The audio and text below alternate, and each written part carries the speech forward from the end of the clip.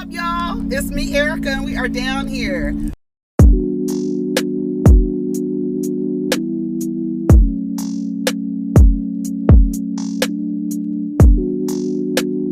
Peace, y'all. Take care of each other. Protect your energy. What's up, everybody? It's me, Erica, and we are down here to talk about Pussy Valley. Go ahead and like, subscribe, and comment. Let the diva know you stand by. This man has just parked next to me with his loud music. I think he's playing like some bluegrass. He's getting on my nerves. He just pulled up too. Do you hear it? He was playing blues at first, and then it's now he's playing some bluegrass. But anyways, this episode of Pussy Valley was really, really good. It was really good. It touched on a lot of different themes that happen among the community. So many things. I knew it was going to be a deep episode when I saw the viewer discretion warning at the beginning of, because I was like, I don't ever put a viewer discretion warning. I don't remember that ever being, on at the beginning of an episode. It dealt with colorism, domestic violence, sexual abuse. It dealt with type of child sexual abuse. Wow, it gave us it was like a fairy tale theme with Uncle Clifford narrating it, which I thought was perfect. I feel like I want narration on these shows, this show all the time, with Uncle Clifford like telling the story. I thought it was really good. It dealt with, we know, with domestic violence. It basically was telling the story of Keyshawn and her backstory and how she got to where she is. And it basically started off, and then we had another part of it's just Keyshawn's whole little her whole backstory. It starts off with, they're in Atlanta, and it's a little murder. I think, no, Wodie wasn't there. She was in the back. Yeah. She was in the back. She was in the back first. Keyshawn was in the back. She was listening to Rome on the telephone with somebody talking about a deal for her to get these lace fronts. She sees the lace fronts. He was like, "Oh, we got some samples here," and it was like a blue one, a red one. He called it Kool-Aid. And then there was a blonde one. And then he was like, "Here, put this one on." And it was a blonde one. And she was like, "I don't think it goes with my complexion." When she first saw all of the different color hair, she goes, "Ghetto." That's what she said, right? We come to find out that Keyshawn actually comes from a little bit of privilege, right? Her father seems to have done well for himself, and he has married a woman that he was cheating on Keyshawn's mother with. We don't know who Keyshawn's mother is. She's obviously not in the picture, but we don't know who she is. I don't remember seeing her at all in any of the episodes before. But her stepmother is mean. Her stepmother has 2 daughters who are light-skinned and have long hair. And Keyshawn, as we know, is a doll-faced baby, dark-skinned woman. And so she got a lot of the colorist energy from this evil stepmother. I love how they had her doing their hair. It was literally like a little fairy tale. And what's really sad is there's so many women that end up in just weird relationships, not necessarily abusive relationships, but these weird relationships because they fail for the hero. They fail for this man doing something nice, a nice gesture towards them, and was like, "Oh my God, he saved me, and I owe him a relationship in return. I owe him my body in return." There's a lot of, and then you're in this weird relationship with this person who you probably should have just said thank you to. Rome wants to extend the 12 nights to another 2 weeks. He's already called Derek and asked him. I already asked a little Justin Bieber And then she's like, no, I need to get back home. And he was like, I'm going to get it so you don't ever have to go back home. I'm going to get you out of there.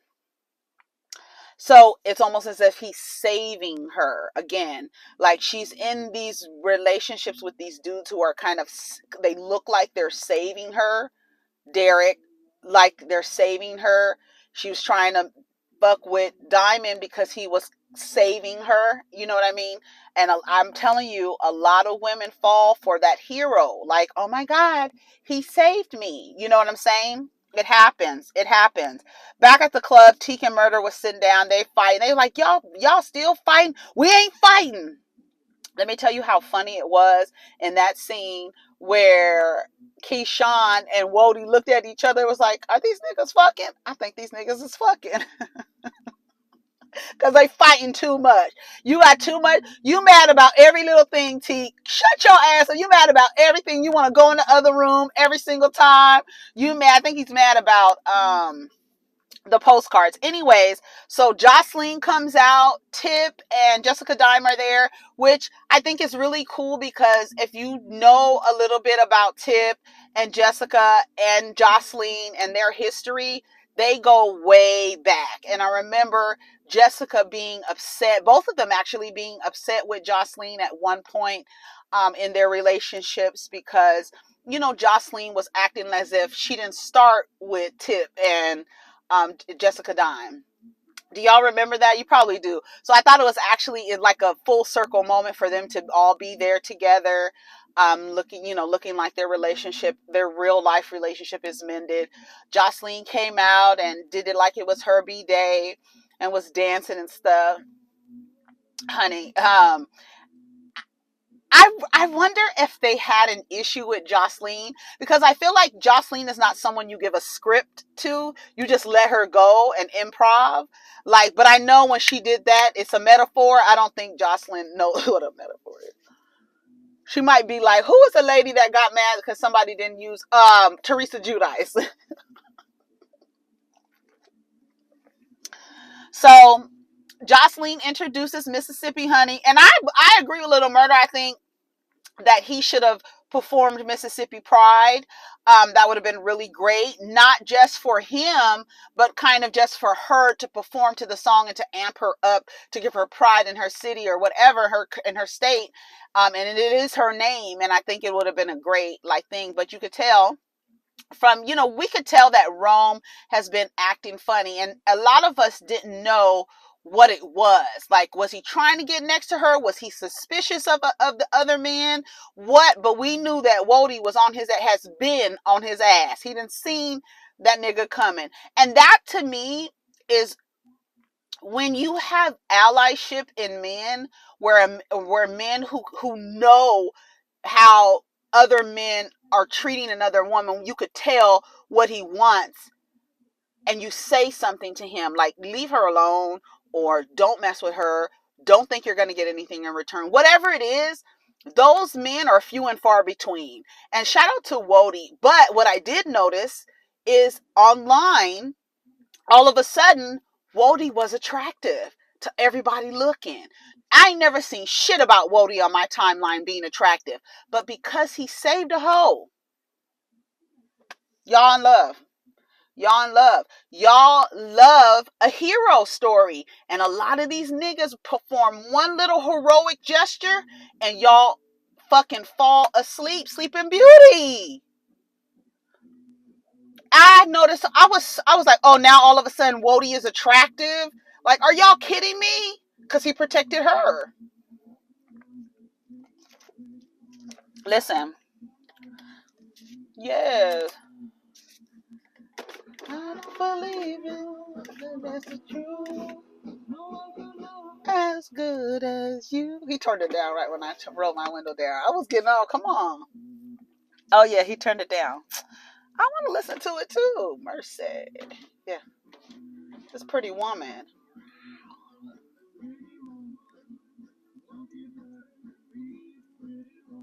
Yeah. He's moving now. He's annoyed. He's annoyed. He's annoyed. Okay. So Jessica Dime comes out, Mississippi comes out, she's dancing and all that stuff. So then we start getting into Mercedes. I keep calling her Mercedes. Mississippi's backstory, Keyshawn's backstory. We see her at school. So we're back in high school. We find out that Derek was a cheerleader.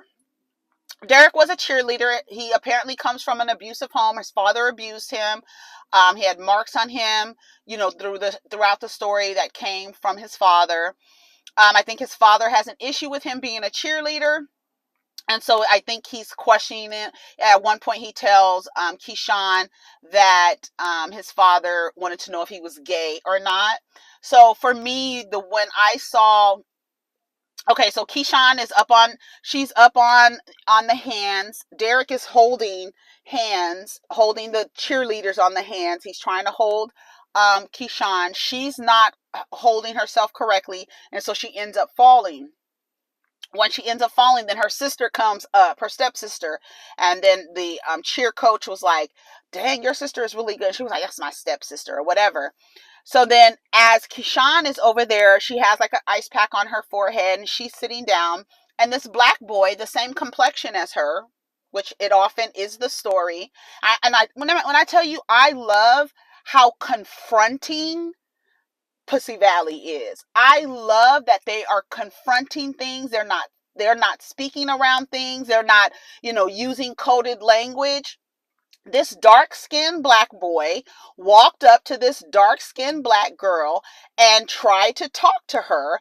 And when she didn't give him what he wanted in return, he proceeded to call her you need to stay out the sun because your ass is looking like a burnt chicken nugget, right?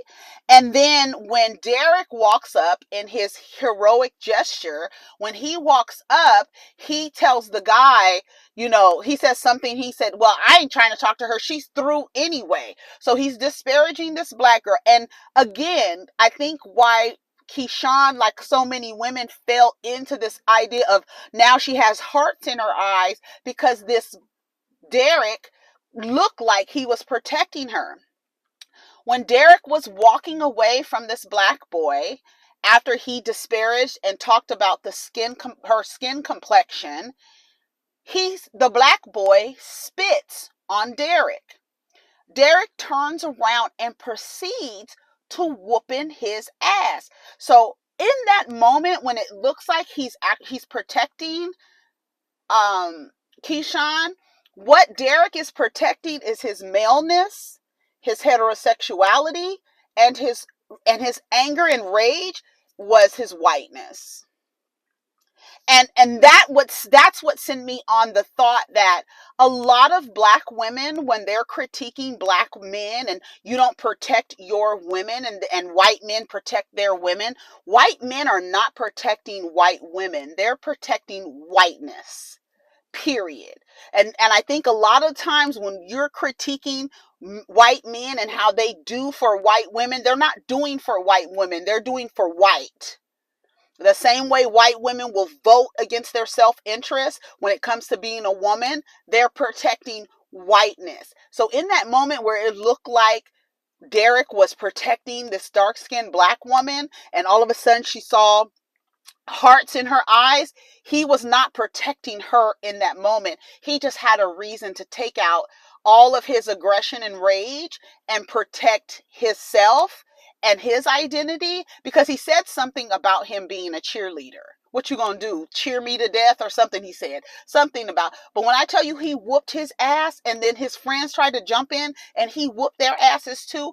On top of that character having rage issues with his father, that had nothing to do with Keyshawn. She just assisted. She threw him the ball and he slam dunked it on them niggas' faces. And she saw it as someone in protection instead of looking at it as this man became extremely violent. Now, if somebody spits on me, I'm going to probably act in the same way Derek acts, because I think that is like literally the highest form of disrespect is to spit on another person. And what did you expect? So it did look like he was protecting her, but as he was walking away, this man violated everything about his identity, his whiteness, his maleness, and his heterosexuality. That's what I got from it. But once again, Keyshawn saw that as, I got a hero, a white knight is what the name of the episode was. She finds out she doesn't make the cheer team. And then we see an example of the black kids get suspended. They're not allowed to play in the homecoming game, and nothing happened to the cheerleader. Nothing happened to the white boy. Nothing. He didn't get suspended. He didn't get nothing. He beat the dog shit out of those dudes, and they got suspended.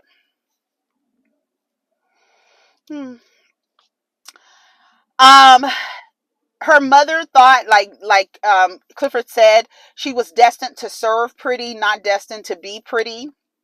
She was doing her sister's hair and burned a piece of her sister's hair out. And then in that moment, you hear the mother say, that's the only thing that kind of makes her worthy is her long hair. Because although she's light skinned with long hair, she doesn't have the features. I don't know if y'all noticed that the girl, the light, her nose was wide. She didn't have the face that Keyshawn has. Keyshawn has a different, Keyshawn is absolutely beautiful. What did Clifford call her? Halle Berry? Absolutely beautiful. And in that moment, you heard the mother say, this is like her only redeeming quality is that fact that she has long hair on top of her being light skinned.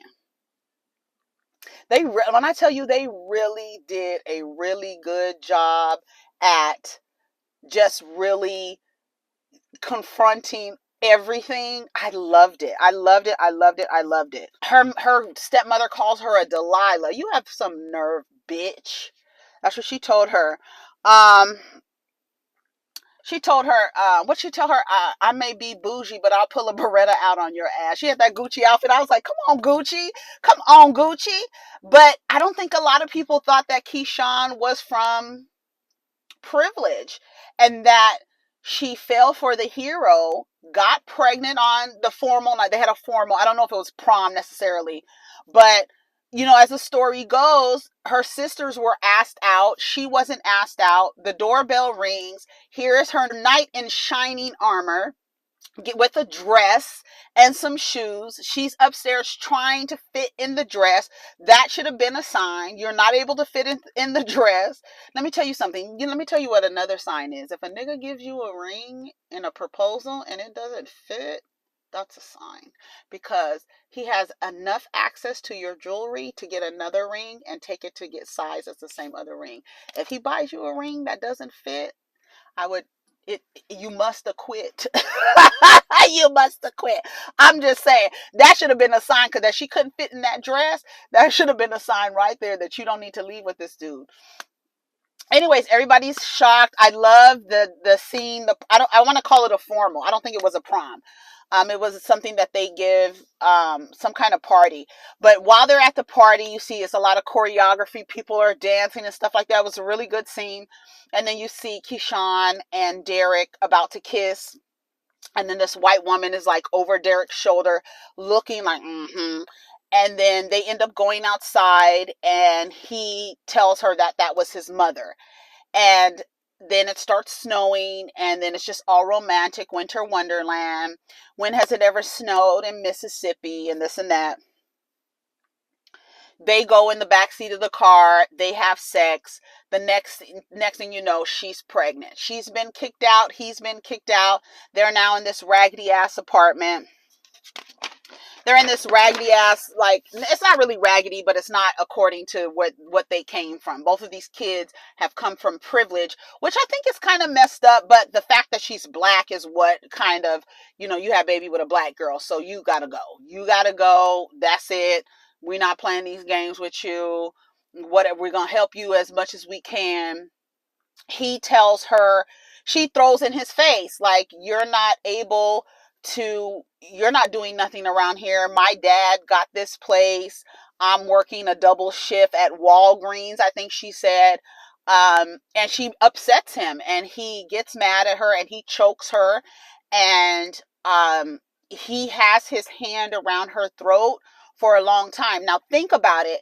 She's 16 or 17 years old, because they're in high school, right?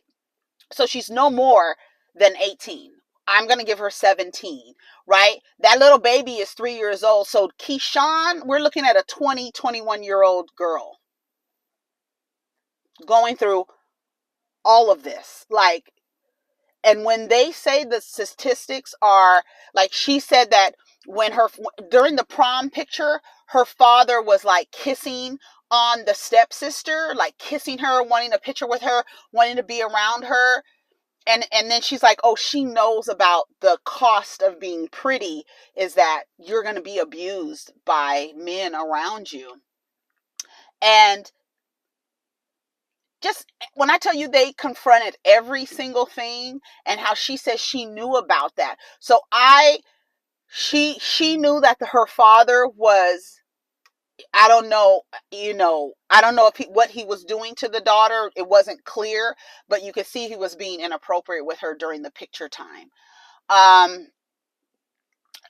After Derek chokes her, she goes home. She tries to go home. The stepmother answers the door and tells her, no, you've made a choice. She was like, I made a mistake. She was like, no, you made a choice. Relationships are hard work. So you go work on your relationship. You need to go home. Relationships are hard. She apologized. She said she was sorry. When she goes home, Derek has a bunch of flowers. I don't know how he had all them flowers. How could he afford all them goddamn flowers? But whatever. At the time, he tells her, I never should have dipped. I think he called her a swamp something, or backwoods bitch, I think he called her. And even though, what's crazy is that she was going to the same school he was going to. Her father had money just like his parents had money. And he's calling her a backwoods bitch. That's why a lot of black women are terrified of being in relationships with white specifically, not other groups of men. Well, I told you I was with a Mexican dude and I overheard him calling black people niggas.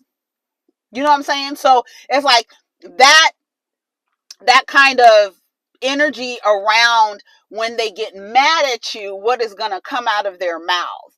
And he said, I should have never dipped my dick in a backwoods bitch like you. My mother warned me about you. Just saying all of these things of how he really feels about her.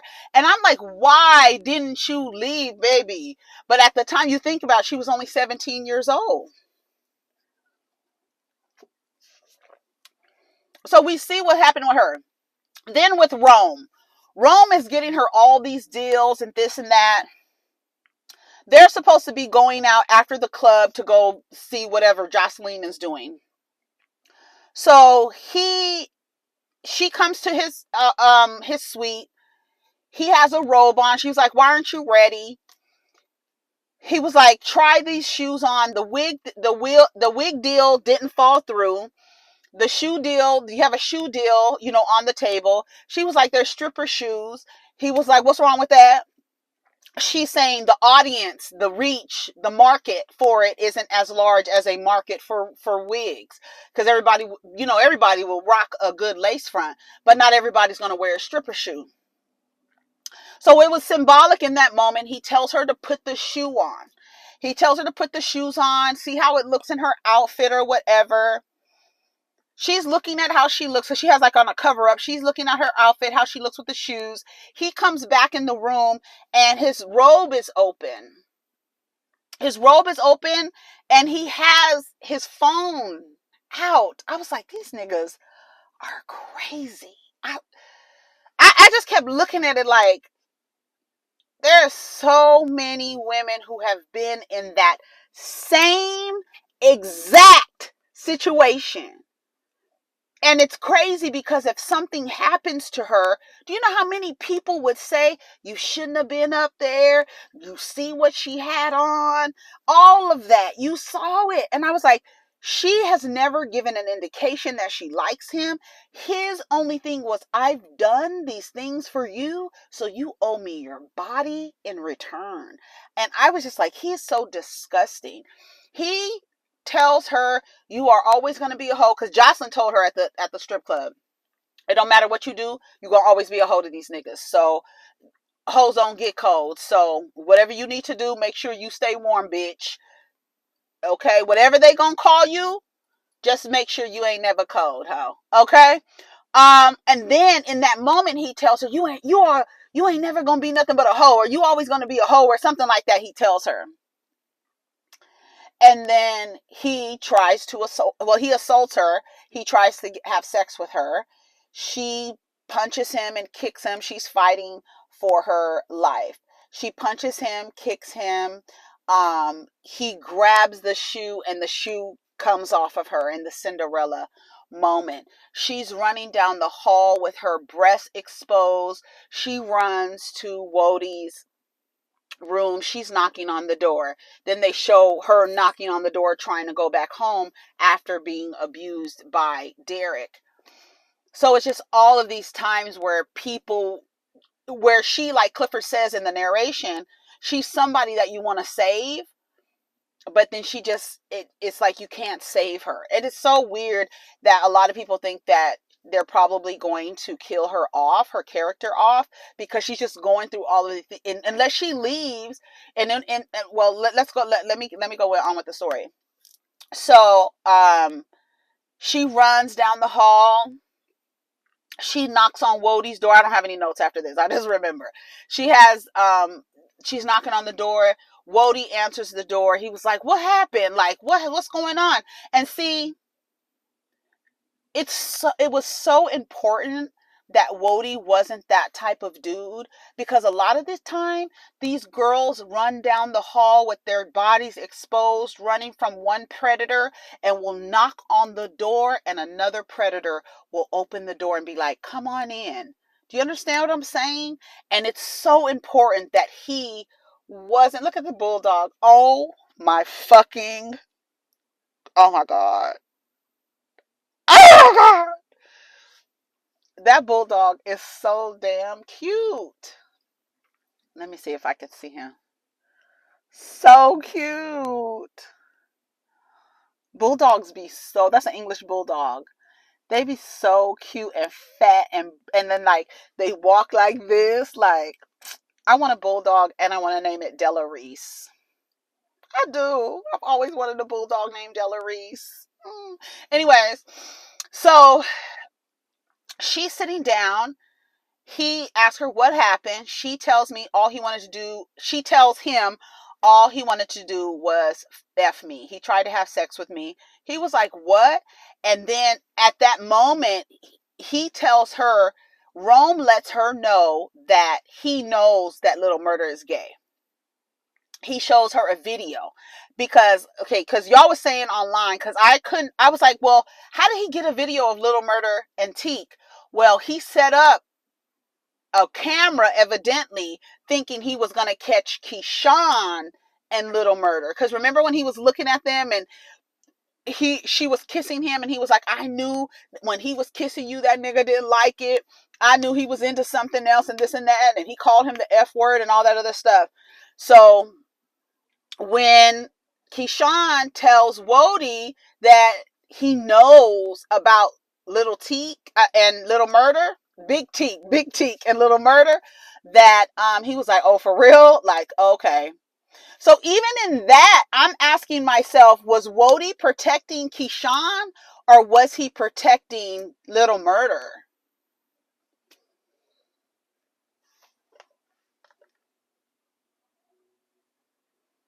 But he didn't get the camera. I mean, he didn't get the phone. So anyway, so he was like, "Okay, I got you. Don't worry about it." So Wodie goes to the party, and he brings, he goes, let's sit down, let's have a conversation. So they go in the back. So it's Rome and Wodie in the back. Wodie gives Rome some what we looks like cocaine. He hands it to him in the little vial. He puts it out, makes 2 lines. And I was like, how stupid. That's why I was like, this nigga is so thirsty for coke that he didn't even notice that the 2 lines were still there. He was like, "Go ahead, you do it first," right? Which is what you should do. He was like, "You do it first." He was like, "All right." He went down. He was looking like, "All right, I'm about to do it," okay? He went down and he snorted the 3rd line. he had cut 2 lines, and he was like, all right then. So then Rome goes down, he sniffs, he's like, oh shit, like, oh, okay, this is that primo. He was like, I don't do nothing but the primo shit, or blah blah blah. So they're sitting there talking, and he was like, bitch, when I tell you, he started talking to him, and he was like, have you ever seen somebody die before? He was like, yeah, man, I saw my mother die in front of me and this and that. He was like, yeah, it's a trip. And then he like started talking to him, and it was literally like he was talking him like a death doula. He was literally, somebody said it last night, it was like, Wodie has been everything. And they were like, don't fuck with a nigga who works at a goddamn mortuary. Don't do it. He works with dead bodies. He's not afraid of looking at dead bodies. He was sitting in that chair, and it was like so dark, and the lighting on his face, it was so good. It was so good. He's sitting there in the chair talking shit, and then he asked him, and then all of a sudden he's starting to have the effects, because Wodie gave Rome fentanyl. He did not give him cocaine. So now he's starting to feel the effects of the fentanyl. He's about to OD. And he's like, man, what is this? And he's like moving, and he can't breathe, and this and that. And he was like, tell me, where is that video of murder, right? And I was like, dude, why you should have asked him immediately after he snorted, because you knew it was going to take, it's like really fast how it gets people. A lot of people online did not like that they showed that, because so many people are dying that way, accidental fentanyl overdoses, thinking it's cocaine, and they're taking, and it's cut with fentanyl. I don't even understand how a person who is actually making that concoction, what are you thinking? Like, okay, with the cocaine is fine, like, but why are you lacing it with something that can kill somebody? I mean, like, you could die from the overdose from the cocaine, but if they snort what's in this mixture, they're gonna die. I don't understand that. As a chemist, you're a chemist at this point. Why are you mixing stuff? I just don't get it. That's something that I just understand. So there's a lot of people online that weren't really happy with the demonstration of a fentanyl overdose. I'm sure it doesn't look like that. It looks worse. I'm sure it looks worse than that. But he leaves the room. He basically kills him. And now when I'm thinking about it, I'm like, did he do that to protect Keyshawn, or he just had a reason? And because I wonder what he would have done if she did not mention that he knew about Little Murder. So now you have 2 people who have killed somebody for Little Murder. That's another thing. Okay. Keyshawn gets back home, right? Because he was like, so what are we going to do? Because he was asking Rome, what are we going to do since Keyshawn is not on the tour anymore? He was like, we could find another bitch and this and that. And we could find another female. And these females come a dime a dozen. These bitches and this and that. So that's what he's talking about. So Keyshawn goes back home. She sees Derek, and Derek is in the kitchen with the kids, and he was like, I thought you guys were going to do 2 more weeks. And she was like, no, something else came up. He had to get a schedule in order. Her little boy is 3 years old. He's crying, and he keeps putting this blanket over his head. He's crying, and he keeps putting his blanket over his head, trying to become invisible so he's not seen. And I was just like, this is too much. It is too much. And she looks at she tries to pick up the little boy. He keeps crying, and she was like, what's wrong with him? And Derek is like, I don't know. I guess he just missed you, right? And he's holding the other little baby and showing the other little baby to the mommy and this and that. She takes the baby to the doctor. The doctor says his elbow is dislocated, and it is something that, ooh, girl. Okay, it is something that is normal. And I was like, what?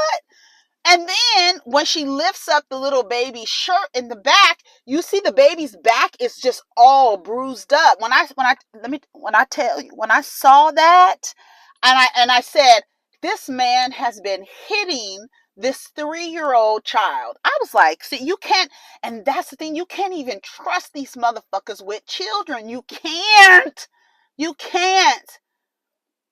She comes home. She puts the babies in the room. She comes out and she says, Derek. But the baby is 3 years old. What? Why are you putting your hands on a 3-year-old? You can hit me all you want to, but you cannot. That baby is 3 years old. Well, they're driving me crazy. You haven't been here for the last 2 weeks. She was like, you can hit me, but you cannot. She was like, we're leaving. We're out of here. She said something to that effect. And he was like, I'm getting ready to go to a job interview. And then she was like, oh, he didn't have a dislocated elbow. And then he was like denying everything. And she showed it to him. And he was like, she was like, here it is. She's really upset. Let me tell you, I don't understand. Like, that's when people snap. It's like, should she not be mad? Like when it comes to people protecting, some people, from what I've realized, some people will kill a person over a child, messing with a child. They do that performative shit in jail. When they find out a man, when they're knowing there's so many men who fuck with children, but in jail, they perform this idea that if you come in here and you have messed with a child, we are going to kill you. Even though they know these niggas be messing with children, but come in here, right? Because on the outside, these niggas are roaming free. Nobody's killing pedophiles. They're getting away with it. 63-year-old men marrying 18-year-old girls because they're legal. Just because they're legal, like, right? That's like your only concern is that they're legal now. If 17 was the legal age, they'd be fucking with 17-year-olds. If 16 was the quote-unquote legal age, they'd be fucking with 16-year-olds. The only reason why they wait until they're 18 is because the law prohibits it. So fuck morality. I'm only going by what's against the law, and it's not against the law for my 40, 50-year-old ass to be fucking with an 18-year-old. There are some people who will kill you about a child. And I was hoping that she'd pick that goddamn iron up herself and put it towards his goddamn face. He hits her because she tells him he's not going to get the job. He's going for a job interview. He hits her. Her mouth is bleeding. And then I don't know if he knocked her teeth out, but he hit her that her like all this blood just came out of her mouth. Then he was like, he grabbed her and he dragged her. He pushed her up against the wall, and then he got an iron and put it towards her face, and she's yelling to him, anything but my face. And it's incredible how from the beginning it's been about how pretty Keyshawn has been, how beautiful she's been, and now she's with this person who, in what looked like a heroic gesture, she's now in this violent relationship with this man. And it's been 4 years? 3 years. 3 years, because the baby is 3, right? So she's 20 years old. With another, I guess Derek is supposed to be maybe 21. Was he in a grade higher than her? I don't know. But they're young. If you're remembering this, they're young. And then what happened after that?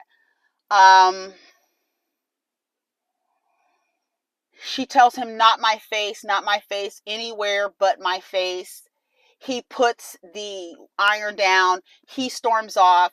She drops down to the floor and she tears off the amulet that Diamond gave her. Basically, she feels like she's not protected. And that was pretty much it of the episode, I think. I think that's where we ended. We didn't see any more of Little Murder and Big Teak. We ain't gonna see no more of Rome. Rome is out of here. And now I'm thinking, did Wodie really protect Keyshawn, or was he protecting Little Murder?